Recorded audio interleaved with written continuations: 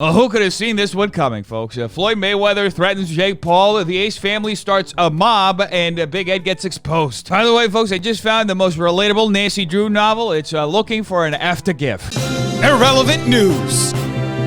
Things got a little awkward on the BBC. Failure to offer sick pay has perhaps been the most monstrous failure of this government's response to the virus throughout. So in terms of the options, there's the Little known fact, folks, after everybody goes back to working in offices, news broadcasters are going to have to bring their children everywhere so that we can go back to caring about the news. And in other news, Ava Max paid tribute to Elton John. Elton John, how excited are you to see him and see this tribute to him? I'm super excited. I feel like, who doesn't love Elton John? I'm going to be shaking when I watch him because he's a legend, and I'm honored to even be in the same room as him. Oh, that is so sweet, folks. Ava Max is going to get to witness one of her favorite artists ever be honored at this award show that nobody cares about. Favorite Elton John song? Oh, man. Okay. You know what? I think all of them. All of them? No, you know what? You can't really dwindle them down. Okay. They're all really good. I relate to Ava Max here so much, folks. My favorite Elton John song is also all the ones that I can't name. And now for something totally unrelated, Blac Chyna shaded the Kardashians. If they were black, they'll say it's ghetto, but all of them are baby mamas. Hey, don't ruin the surprise, Blac Chyna. They haven't even had the opportunity to announce that the brand new Hulu shows Keeping Up with the Baby Mamas and Kendall. And speaking of surprise, Dixie D'Amelio shared her thoughts on this dress that she was trying on for the MTV Awards show. I don't know if I like it. I don't want to get bullied. I'm like, bullied? For what? Dixie. Being cool? Dixie. Stop.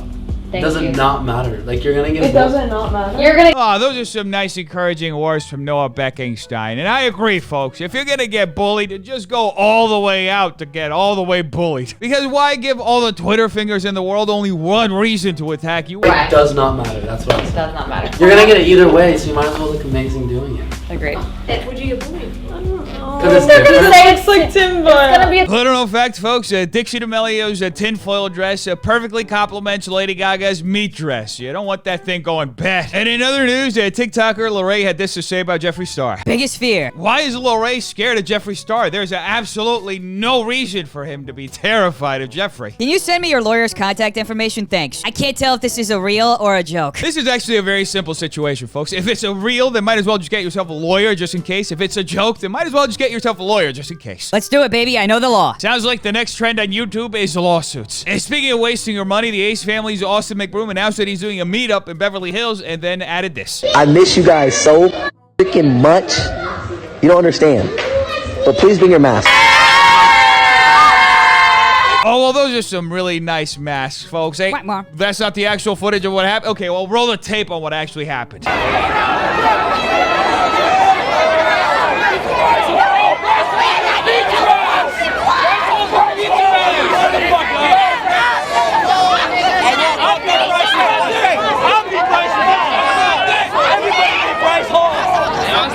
Little known fact, folks, the best way to celebrate the end of a years-long pandemic is to literally start a new one. Because if you're not doing your part to destroy society, then you're not doing anything at all.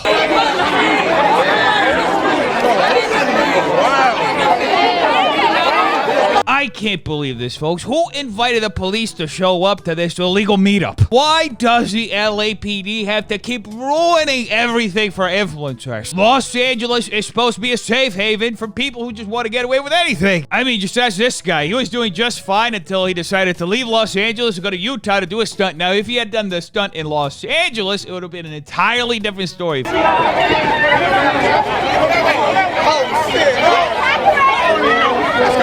Everybody back up, though. Back up. Give him a chance. How you doing, Mike? You can tell this is a very well thought out and planned situation that is not going to cause anybody any sort of financial trouble at all. Especially not the businesses in the area that Austin had the meetup. Watch out, watch out, watch out. Shut this door, shut this door. That's it. I got the outside. Go. Oh, thank goodness there was this random business that the Ace family could just rush into, effectively bringing this mob that they created along with them to mob the business. Because everybody knows, folks, that as long as you cleanse yourself of the responsibility of the monster you've created, then you probably should be good. At the end of the day, folks, we should thank Austin McBroom for literally needlessly creating this entire situation out of thin air and bringing this mass group of people to an area of Los Angeles that was not only completely devastated by COVID, but also absolutely destroyed last summer. Because as the saying goes, start a mob and run away. This shit is fucking crazy. It's a movie out there.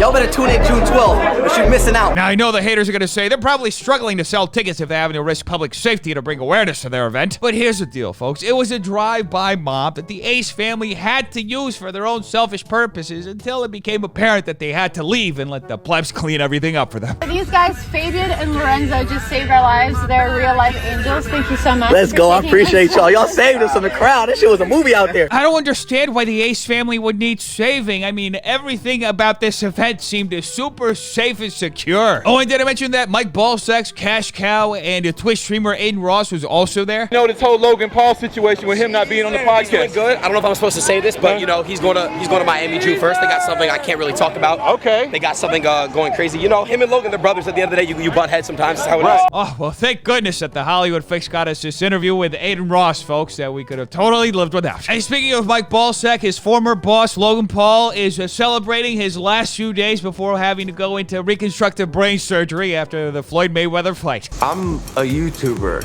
for now. Ask me in 2 years, let's see what people address me as then. But sitting in this seat, saying I fully intend on beating the greatest boxer of our generation, people can't compute, right? They hear that, they're like, oh, this kid's a moron. Hey, I agree with y'all. You gotta appreciate Logan Paul for being self-aware enough to know that he's a moron and actively keep doing things that make him even more of a moron. Anyway, folks, later in the documentary, Floyd Mayweather took the opportunity to send Jake Paul a very kind message. I ain't nothing to play with. I'm not for the jokes. Totally disrespectful. That's why you ended up with 2 black eyes and your nose got f***ed up and your teeth got chipped. Keep with me next time, you're gonna be in a neck brace. Keep with me. I don't think Floyd Mayweather understands the logic of Jake Paul because literally inviting Jake Paul to mess with him some more so that he can put him in a neck brace is literally Jake Paul's lifelong dream. Clout is one hell of a drug, folks. I mean, just ask Big Ed. The guy's hooked on it too, and it hasn't made him a really nice person, according to some alleged phone calls that got leaked. I'll always love you, but I can't be with you. Are you done? Because I've been sitting around the corner from your house from the second I clocked out. I don't give a fuck, Liz. You're f***ed up. See, folks, very few people seem to understand that Big Ed has the ability to go from a super nice, kind, sensitive man to just a complete abuser in a matter of seconds. Because that is allegedly how one should express their profound love and caring for another person. Go ahead. Stop with the fucking emotions and prove your point. It was a stupid decision on your part. It was a stupid question. You should have never asked me that. It was disrespectful to your boyfriend. Wait, hold on, folks. How dare Liz do something to tick off her boyfriend, Big Ed? Doesn't she know that she's just supposed to continue walking on eggshells and doing everything that he tells her to do until he completely controls her life? Whatever Liz did, it must have been huge because Big Ed is totally not the type of guy to make a storm out of a cup of water. Do you think I was okay with that? To be okay with my girlfriend? You're not gonna let me finish talking, are you? No, I'm not, because for you to think it was okay for you to drive a stranger to f***ing El Cajon. I can't believe that Liz had the gall to give one of her co-workers a drive home after work. What a miserable world that we live in, where people are actually trying to be nice to one another. And now much needed palate cleanser.